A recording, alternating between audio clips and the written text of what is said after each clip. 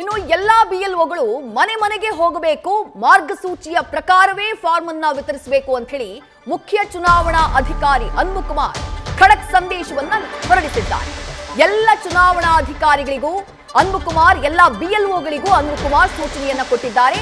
ಧಾರ್ಮಿಕ ಕೇಂದ್ರಗಳಲ್ಲಿ ಎಸ್ಐಆರ್ ನಡೆಸ್ತಾ ಇರುವಂತಹ ವಿಚಾರ ಬೆಳಕಿಗೆ ಬಂದಂತಹ ಬೆನ್ನಲ್ಲೇ ಈ ರೀತಿಯಾದಂತಹ ಆದೇಶವನ್ನ ಅನ್ಬು ಕುಮಾರ್ ಅವರು ನೀಡಿರೋದು.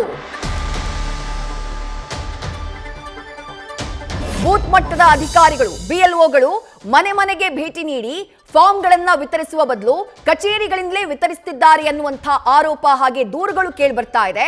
ಮೇಲ್ಕಂಡ ದೂರುಗಳನ್ನ ಪರಿಗಣಿಸಿ ಬಿಎಲ್ಒಗಳಿಗೆ ಅಗತ್ಯ ಸೂಚನೆಯನ್ನ ಕೊಡಲಾಗಿದೆ.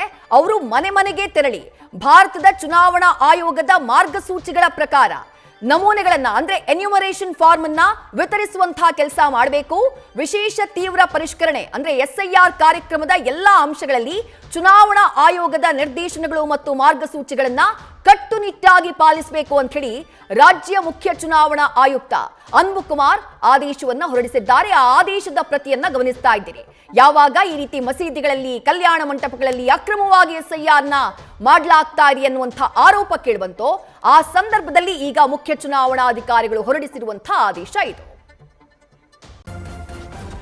ನ್ಯೂಸ್ ಫಸ್ಟ್ ನಿರ್ಭೀತಿಯಿಂದ ನಿಮ್ಮ ಪರವಾಗಿ.